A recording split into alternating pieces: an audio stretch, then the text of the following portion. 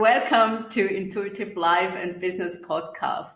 Today I have another wonderful interview guest, Karin Hagelin. And I'm so grateful that you're here with me today, Karin. Thank you for being with me. Yeah, thank you for having me, Barbara. I'm so looking forward. It's going to be exciting. So Karin is a life crisis coach. And as we spoke last time with Edson and Selena, Karin was in the same workshop 10 years ago. And we met there for the first time. And that's how we are connected. We have had this workshop together, and I think these 10 years have changed us a lot. And looking back now, we're still close, we're still friends, and we have like accompanied each other on this journey. And it's so beautiful to see how we, each of us has like gone their way and developed and like flourished. Yeah. So I would love you to tell what kind of person you were at that time, 10 years ago, and like parts of your journey, and what maybe also moments where it clicked, where you realized. Okay. So hi, everyone. Well, 10 years ago, I had a tiny baby and a 2-year-old toddler. And this was by far the first time I had been exposed to some serious personal development. You know, I had no clue. I knew that I'd always been looking for stuff like that, because I can look back now and see I was always like reading, leadership books, management leadership books, all of that stuff. That was sort of the precursor to what we then learned in the workshop, right? So the interest has always been there, and the interest in human beings and how we work has always been there. But I so remember that workshop because it must have pressed a lot of buttons in me, because it was very highly emotional for me. And yes, I was breastfeeding at the time too, so that probably didn't help, but it somehow stirred something in me. Something that couldn't then go back to rest after the workshop. However, I did start my normal corporate job afterwards, and I even went ahead and, had another corporate job after. So it took a few years for everything to sort of settle and align. So it wasn't like an overnight thing. The workshop was in 2010. I did my training, the topic we're going to speak about today, in September 2012. So that's a 2.5 year period even for it all to settle. So, I just want to encourage everyone that is listening that it's not an overnight success story. It takes time, and it takes, everything needs time to sort of align first. But don't give up hope. I so much agree. It's also, even if you try it again with your head, you think you have to do this now. You're allowed to try. And it's also this picture. Okay, Barbara, you tried this. It didn't work. It's okay. Try something else. Yeah. All good. Yeah. And actually, I just recently heard, and apparently this is a very sort of well-quoted quote, you're never rejected, you're only redirected. Oh, wow. Yeah. So, and we've felt that over the years as well, right? I mean, we try something and then it doesn't align anymore, and then we just get redirected. And as long as we are in flow and flexible enough and not scared to hold on to the old, we just adapt and we take the new direction. Some might think now, you are now at your spot. It's so easy to tell from that spot, but as we say both, it's 10 years ago. It is 10 years ago. No, it didn't. No, not at all. And it's still happening as we speak. I mean, we're never done. We're never fully educated or fully where we want to be, because with all the knowledge and the new experience, you want to take it to the next level and the next and the next. So there's always something new that you're striving for as well. Feels like a journey, a life journey, more or less. So so I remember you were, I was too. We were both quite sad persons at that moment in life. And where did you find the courage to start going for your dreams? How did that, develop? With me, I mean, you have to sort of get to know your telltale signs. I'm an old sailor, so in the sail you have those little threads in the sail to show that you're absolutely optimal towards the wind, right? And my telltale signs are when I get really like agitated and a bit pissed off, to be honest. That's when I know that I need to change and I need to do something new. And I so remember, because I'd been in a corporate job I absolutely did not like at all. So we said, okay, I'll be home with the kids and save all the money that we're putting towards daycare. And I remember my mom was visiting here in Zurich. And I was basically almost yelling in the living room, like, what am I supposed to do then? And she just pointed at a book in my bookshelf. Honestly, this is how it happened. She's like, why don't you check if they have courses? And the book she was pointing at was the Grief Recovery Handbook that I had bought in 2003, 2 years after my dad passed away, when I was sitting in one of those trains, commuter trains in Stockholm, reading it's called Metro, those, newspapers that are on the trains. And I saw an ad in there and it said, are you in grief? This is the book, And I swear to you, I clipped out the coupon and I sent it in by post because we didn't do online then. And I got the book and I started reading it and it was just too intense. I was like, whoa. And it went up in my bookshelf and somehow it made the journey over from Sweden to Switzerland as well. And it was just standing there. And immediately I went online, and this is now 2012. And I went online and of course they had courses. And of course they had something called, a week course to be able to help other people do the journey as well. And I was like, okay, I've got all this experience. I can't put myself through a X amount of years psychology training. I need to go now. And this is by far the best slip of, certification I can get to be able to help other people through grief. So up I went to Stockholm and did the training. And that's sort of when it started. I get goosebumps. Yeah. And that's how it happens, it's never, you can look at it and it's like, it's so random and yet so very well orchestrated. And there are all these, little signs and little angels or whatever you want to call it, who like point and they try again and try again. Yeah, again. And that's another thing that we have this fear of missing out, right? And just trust that, universe will ring the doorbell many, many times until you get the message that you need. So that's also something that I am still practicing on, to actually just relax and really trust that the alarm bell or the doorbell or whatever is going to ring several times until I get the message, and not give up. Yeah. Oh, I love that part because it's not this, I have to fight and go and. No.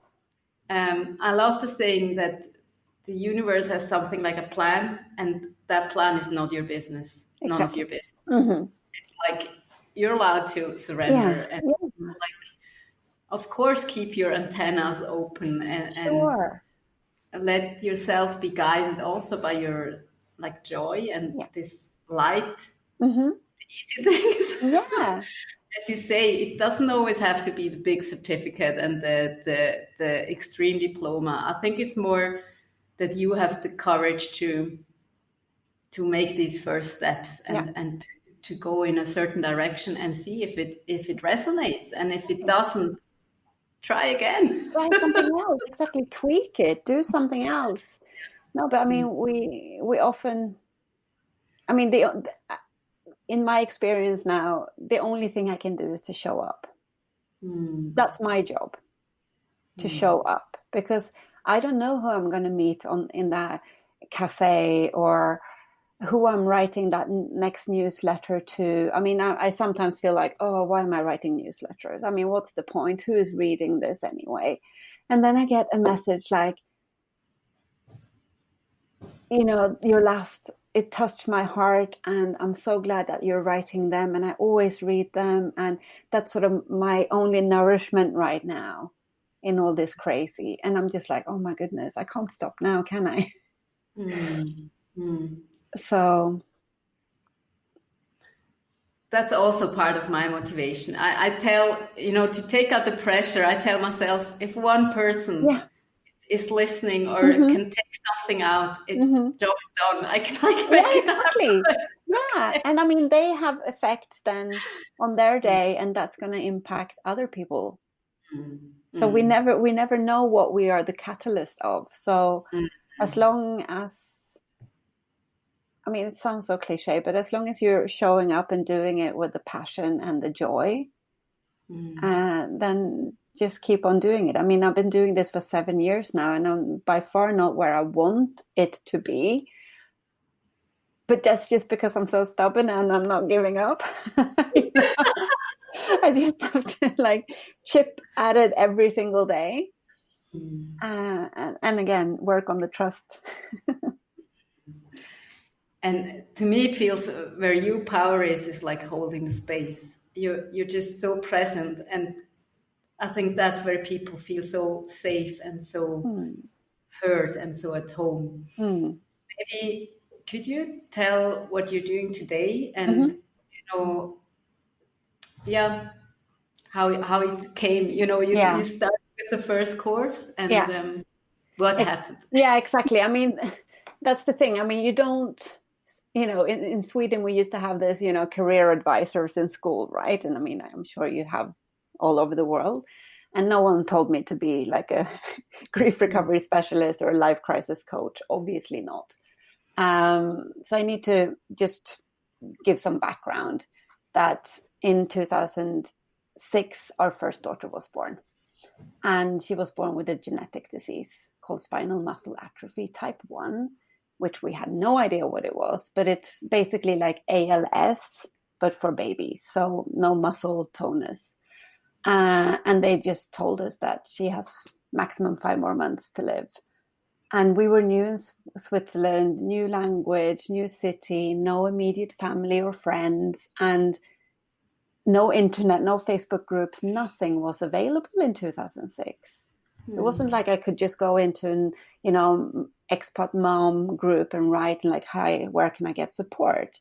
So again, me being me, I was just like, if this is what is available for a grieving family, when I have contacted all the Swedish resources, everything I can sort of possibly arrange here with the Swiss resources, I need to do something about that. This can't be the only not so helpful help you can get in a situation like that. So, but again, I was grieving so badly, obviously. And then we fell pregnant fairly soon after Ingrid left in May of 2007. So little sister Elin was born, and then little brother Victor was born, who was then in the baby when we met. And it took, as I said, it took a couple of years for me to just let all of that settle for myself too. And so, Victor was by then 2.5 years old when I did the course. So And Ingrid had been gone for several years, but I just needed to heal myself first in order to hold space for others, because we human beings, we sense if someone can hold space or not. And if you're not done yet, if you're still hurting, or that your client feel that maybe I will trigger her if I tell my story, that's not going to be the safe space you want to give to another person. So I needed to do my own healing first. And that took some years. But then, I was ready. I love that you say that, because so many people, they say, I had this and this and this trauma, and then I switched it. Zack. It always sounds like it happens within weeks. And that's not the case. Yeah. Mm-mm. No. Yeah. No, it's not the case. And we have to, it's like now during Corona times, right? We have to take care of our own personal hygiene first, both the physical hygiene and the emotional hygiene. And we so often forget the emotional hygiene. We brush our teeth every day, but we never sort of brush off what happened during the day. So it just like tick, tick, tick, tick, tick. It just staggers, and all of a sudden the lid flies off, and we have no idea why it flew off at that point in time. But it was just because so many little things had happened before. And all of a sudden it's going to be the last thing that breaks the camel's back. So. So you have found beautiful tools to like go into these emotions and also set them free. Would you like to share some of them? Absolutely. I try everything on myself first. So, and I'm a very pragmatic person, and I want things to work fairly quickly, so we don't drag out pain too long. So I found, obviously, I did the training in the grief recovery method, which is it's a book and homework assignment, and it's a very sort of a logical, intellectual program that teaches us about grief, how society views grief, that at least we in the Western world here we've sort of forgotten a little bit what it is to deal with death, because that's something we do in a hospital, tucked away, far away. We back in the day, we gave birth at home and we died at home. But now it's just this sort of sterilized, institutionalized thing that no one really wants to look at. So it takes you through that as well, that sort of knowledge of grief in of itself is actually a natural built-in process that we all are born with to deal with. And if we have enough empathic people around us, if you look at all the cultures and all the religions, most of them have, all of them probably have some way of coping with grief, that you give it a year and, you're cooked for, you're organized for, people come and help you clean. All of that stuff used to happen by itself because it was built into the culture. But we've lost that. So we sit at home in our tiny apartment and, we don't have that anymore. We've sort of lost the bedside manners, of helping people through grief. Yeah, it's exactly what happens, because people are afraid to say the wrong things, or they don't know how to approach and don't want to run people over when they're in grief. No. So that's one of my important questions. Yeah, exactly. Because you shared a wonderful blog post about what to say and what not to say when people are in grief. And I think this is so important, that we're not losing, we don't run away when you meet somebody who's in grief, because that makes things even worse, doesn't it? It does. It scares people when someone walks into the office again after a loss and you feel so uneducated in what to say. You stay quiet, right? I mean, that's just a normal thing to do, because you feel like if I'm going to say something, I'm going to sort of step in it, or you don't think like that and you say something that is, factually true but very hurtful for the grieving person. So I feel like, the one rule of thumb to keep in mind is to say, I mean, the most decent thing you can say, if you don't know at all what to say at the moment, at least say, I don't know what to say. Mm-hmm. But I'm so sorry, and I'm here if you want to talk about it. And then saying that, you also have to be the one that can be there to talk about it. So you don't give empty promises. That's the second one. Don't give empty promises. And I think a third rule of thumb is to stay with the person who's grieving and not start with the, we call them intellectual comments in the grief recovery method, at least. Like, oh, but they're not suffering anymore, or there are plenty more fish in the sea after a breakup, or he wasn't good for you anyway, or, at least they're not in pain, at least they're not suffering, All of these things are basically saying,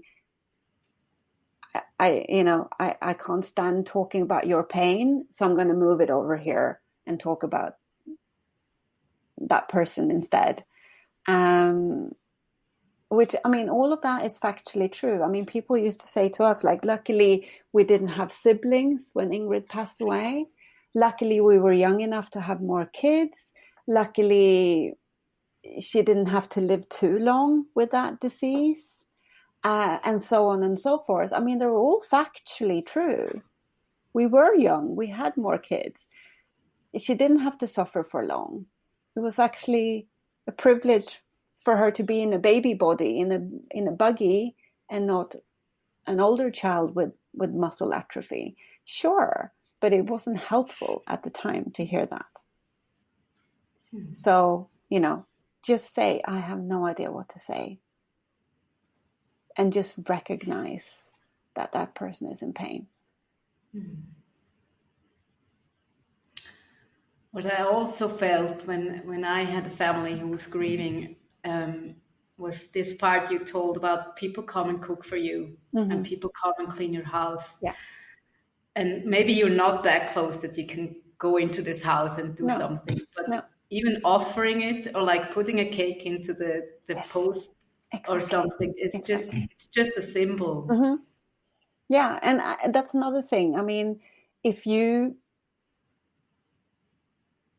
like, like in our situation, I mean, people always very, very often say, call if you need anything. And they mean it with the most love and grace and care they can muster.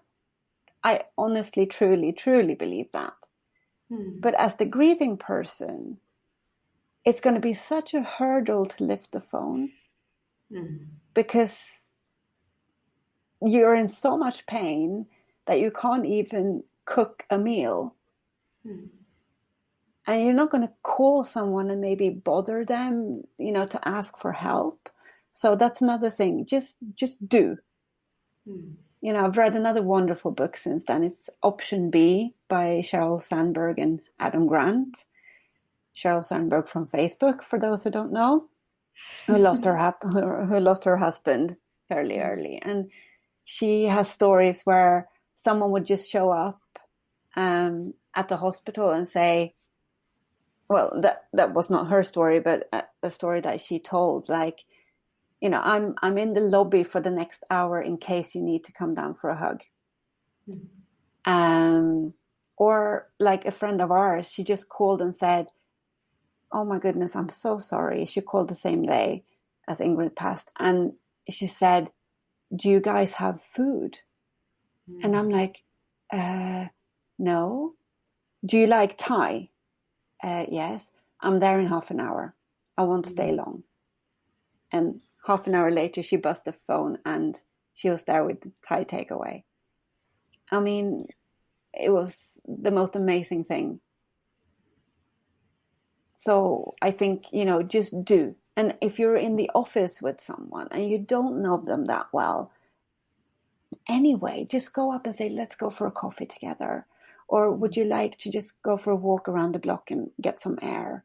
Or look, I just brought cupcakes or whatever. I mean, just do something small that feels right for you. And that's another thing. Just do something that feels right for you, so it's not awkward, because the grieving person is still the same person, and they're acutely aware that they have lost someone, and they're acutely aware that it is awkward for everyone.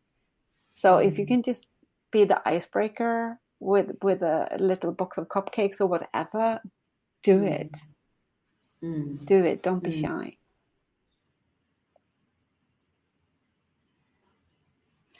It's maybe it's the wrong expression, but it's not like creating some normal experience in this situation. No, but I mean, you can even say that. I know it's crazy, but this is, this is something I can do right now. Yeah. I think it has, I'm in the head again, I think. As you said, our attitude to death is so alien at the moment. We have really unlearned to deal with these things. And even dead people, in our family, our grandmother and grandfather, they were still at home in the bedroom for 3 days, so people could say goodbye to them. It's like an old tradition. But I know that in many other parts or wherever, maybe also what kind of circumstances there are, you don't have that chance to like say goodbye to a person.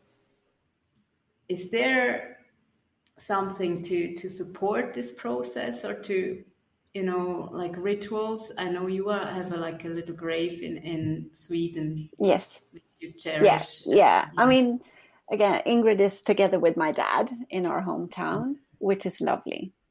But that obviously means that we can't go to a grave, routinely like many people do. So we have created, since that day, we have the same picture and a candle that we light every evening. And that's just a routine, just so she is present for our kids as well. For our now 10 and 12-year-old. And we're not doing a big thing out of it. It's just the candle who gets lit every evening, and that's just our routine, like brushing our teeth. And it's just a normal, natural thing that we do. About saying goodbye, it's all about intention. When Ingrid was at her worst, my granddad in Sweden passed away. And I obviously could not be there, and I couldn't go to the funeral because Ingrid was in such a bad state. So what I did, and what I thank my younger self for today for knowing this intuitively, was that I stepped outside onto our balcony here in Zurich, and I lit a candle for him. And I was just sitting there because it was in April, and I was just sitting there with a candle, thinking about all the memories and connecting in a very profound way. And it wasn't long, but I did it. And today, that is what I lean on, that I don't have any regrets of not going to the funeral. I was very close to my paternal grandparents. So I could have done a big, guilt thing of it, like, oh, I didn't go to his funeral, and oh my gosh, it was a one-time event and I missed it, because I didn't miss it. I made sure that I took the time and did what I could where I was. So instead of going into a guilt trip, choose grace and just say, okay, this is the circumstances. What is the best thing I can do right now? What do I need to do right now? And it can be lighting a candle. It can be writing a letter. It can be looking at old photographs. It can be going out to nature, sending thoughts. It can be such, everyday simple things, but they matter.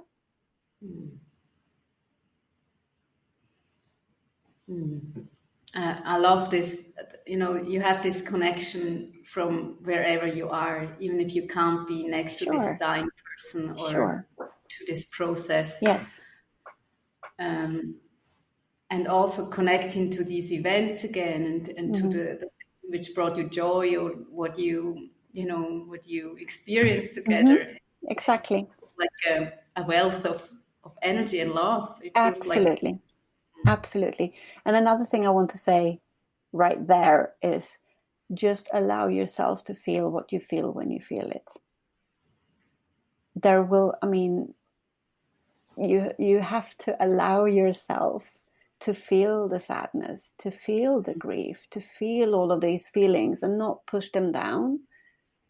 Because the minute you start pushing things down, that's when the clogging starts, and the pain, and the not going away, or the sore neck, or the back pain, or whatever. So just, again, grace, allow yourself. It's not weak to cry. It's not, this is the normal, natural process that some days we will cry our eyes out, and the next day we're actually quite okay. And that's okay. And every single person has their own way of grieving. So that's another thing. Don't judge. Because I meet many people that say, oh, I just lost my child. And this is how society views a person that has lost their child. And I'm not fulfilling that part. Because when I'm a grieving mom, for example, society expects me to behave in a certain manner. And that's not true. There is no society thinking. You are allowed to grieve in the way you choose, that feels best for you. Yeah, that's a very important point, because all this pain, this suppressed pain, will show up sooner or later. Yeah, and the more you suppress it, the more energy it takes from you. And maybe also it might come up in not very helpful ways. Exactly. And it's always there, like, even though you don't think about it every day, but subconsciously it's leaking energy. It's like biking on a bike with a hole in the wheel. But you don't realize it until you might be, it might be something small in the office that happens, and you just like explode and the lid flies off. Because there are so many undealt with, unresolved issues underneath. Do you feel too that what's happening in the US at the moment is also part of suppressed pain? Yes, very much so. I have the same feeling. Yeah. So maybe, like, if we have that pain and you tell us you are allowed to react to this pain in, let it out, cry.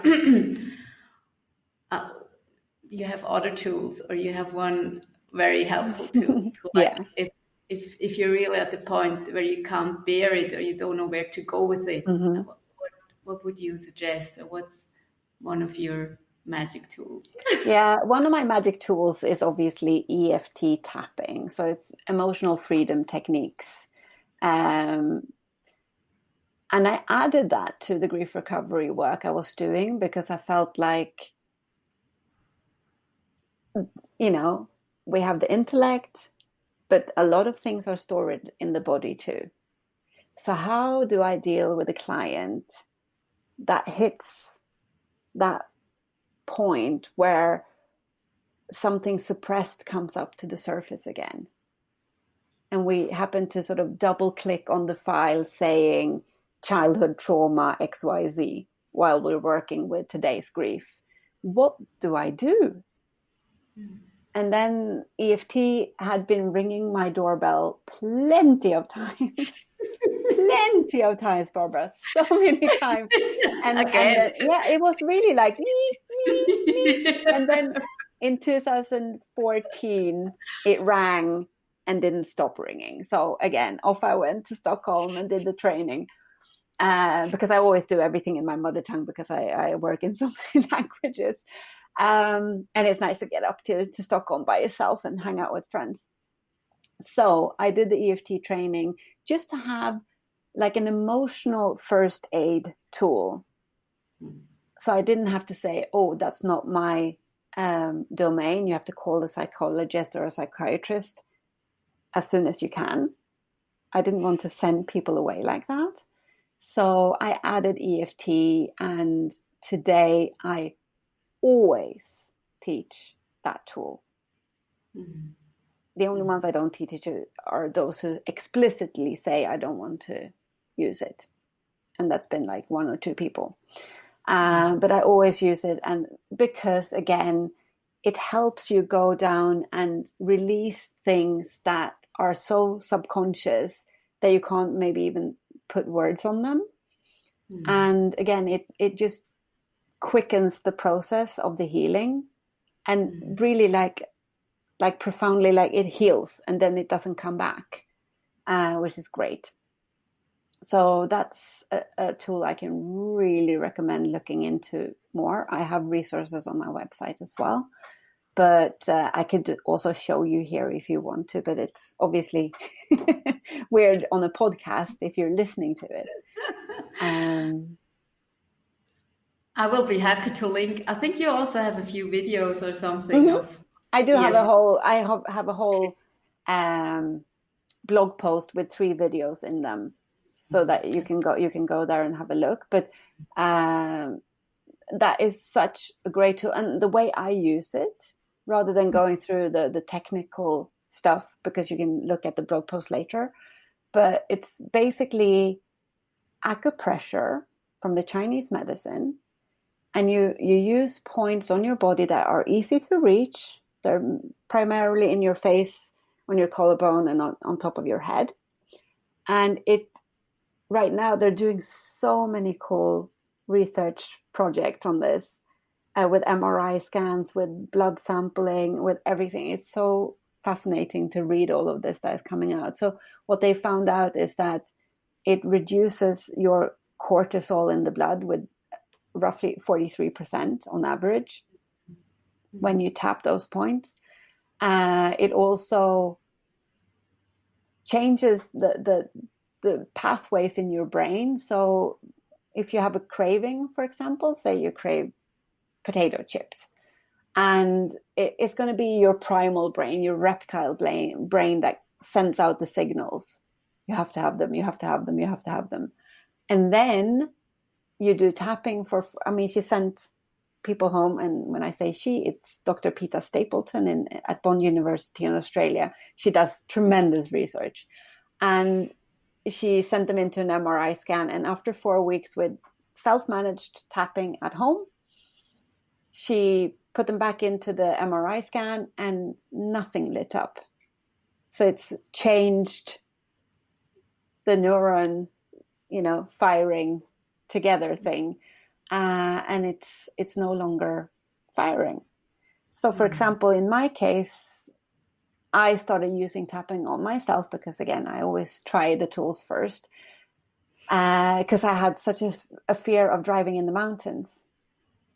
Because after Ingrid passed away, we went up in the mountains and drove on, the Simplon Pass and all of these tiny mountain roads. And I was in such grief, stress, and I was also newly pregnant with Elin.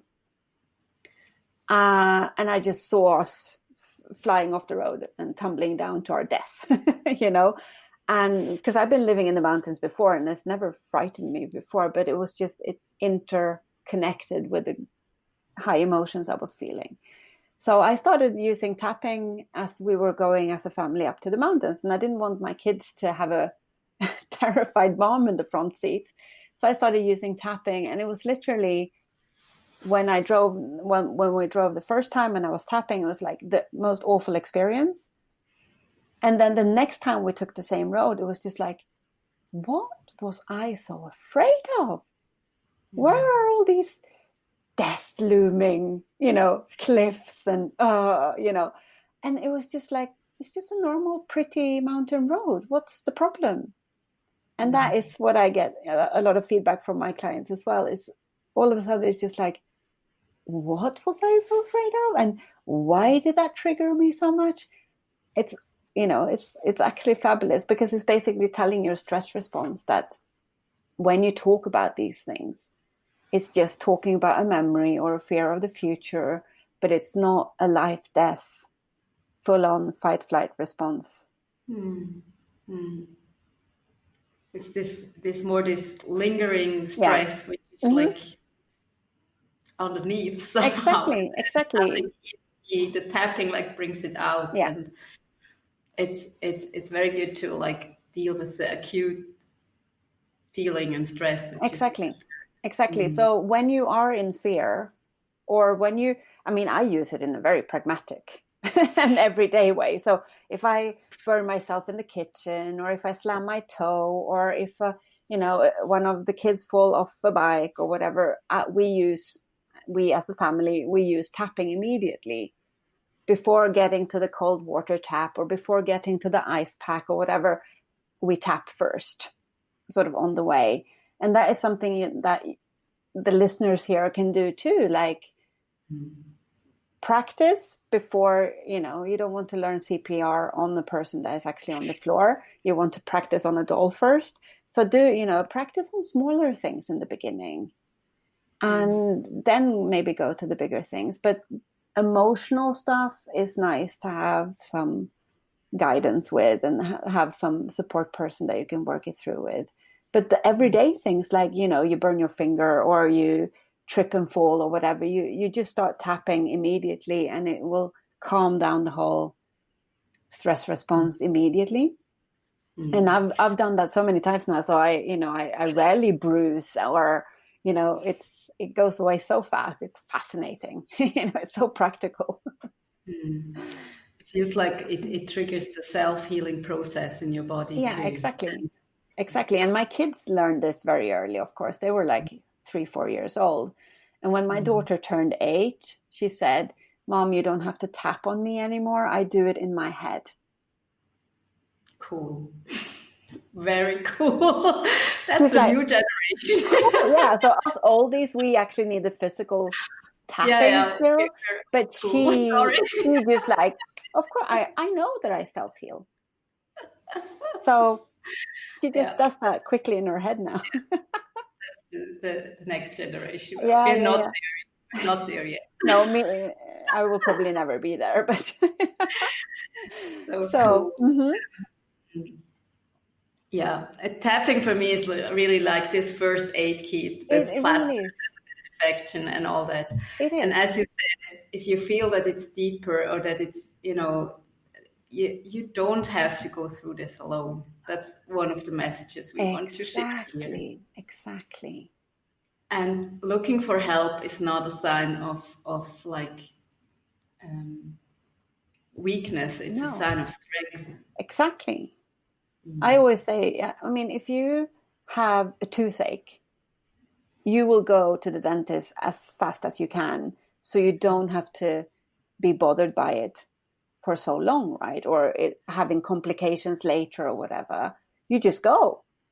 But with the emotional, like toothache or emotional broken arm, we don't, and we just let it fester, and it gets infected, and it gets into physical pain, and we don't take care of ourselves the same way when it comes to emotional stuff. So I just want to educate people that it's okay, because my goodness, if you get that energy back and like when you sort of release and deal with the past, you have so much energy to put into the future. Yeah, into your life and into serving the world. Yes. Yeah, exactly. If you heal yourself, and that's what I see, my primary passion is to help people heal and resolve old issues so that they can stand in their power and help other people. In whatever way, in a corporate setting, in a managerial setting, in a parent setting, in a neighbor setting, whatever.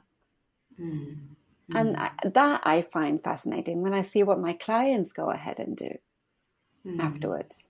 It's That's just like jaw-dropping stuff. It really is. I'm so proud. So that's one of the main, messages here too. So you don't have to go through grief or through crisis alone. And maybe it's also this old setting that we think we have to like fight our way through this and like struggle and pain and suffering.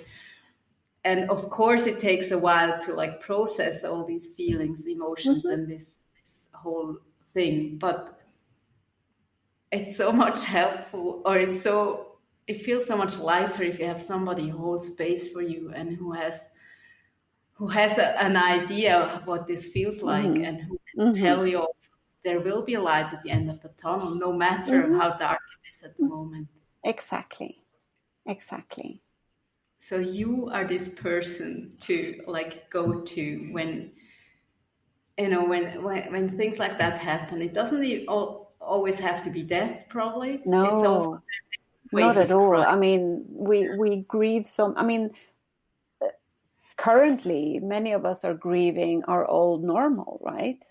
I mean, we are opening up slowly, but we lost our way of living. Some have lost. I mean, physically have lost jobs, source of income. We have lost a certain trust. We have lost the freedom of choice. All of a sudden, we couldn't send our kids to school anymore. All of a sudden, we couldn't go shopping anymore. All of a sudden, we weren't allowed in restaurants anymore. I mean, it's almost like war, but without the war. So there's so many losses on so many levels, but we don't see it as a reason to grieve. But then we go around with this weird feeling and like, I'm not satisfied anymore. I don't feel happy anymore. I can't sleep. I can't eat, or I eat too much, or, and we have never really addressed it, and we don't know what it is. And that's scary too. Yeah, I see many people reacting on this situation in a grieving way. Yeah, exactly. So if we can just recognize, like, oh my goodness, like I did with that newspaper, like, oh, it's grief I'm feeling. It's not a burnout. It's actually grief. And then you've named it. Oh, wow, and it's so much easier when you have a word. And like, okay, so this is grief. Okay, now I know why I feel so sad or empty or scared or frustrated. Okay, what do I do? What do I do with that next? It feels like you have like a layer, the ground, and you're there at the source, more or less, or at the roots, and from there you can build up. Exactly. Wow. Yeah. I mean, so we could talk for hours on this topic. So, yeah. The time, I think we will never end. But it's really important, and I wanted to have like the space and time to like share these topics. And where do people find you? Do you have like, that they hear it also? I will link your webpage. Yeah, I have a brand new website called karinhagelin.ch. So I can be found there, and everything is on there. I also work online for most part. So, I have clients all over the world. So that is not a problem. So even though you might not live in Zurich or the vicinity of Zurich, I'm still reachable. So I want to say that as well. And I'm obviously on LinkedIn and Facebook, but you can find all of that as well on the website. I will link you, yeah. And also the blog with the EFT videos. And It was a great pleasure talking to you, and you touched my heart. Oh, Thank you. so do you. I'm so proud. I'm so proud of what you've done too. It was a remarkable group 10 years ago. Indeed. And look at us now. Still on the journey. Oh yeah, we will always be on the journey. We just have to like assume that and just go forward with passion and joy, you know. So thank you very much. Well, Karin, thank you. Yeah, thank you for having me. And have a wonderful day, all of you listening. Bye. Bye.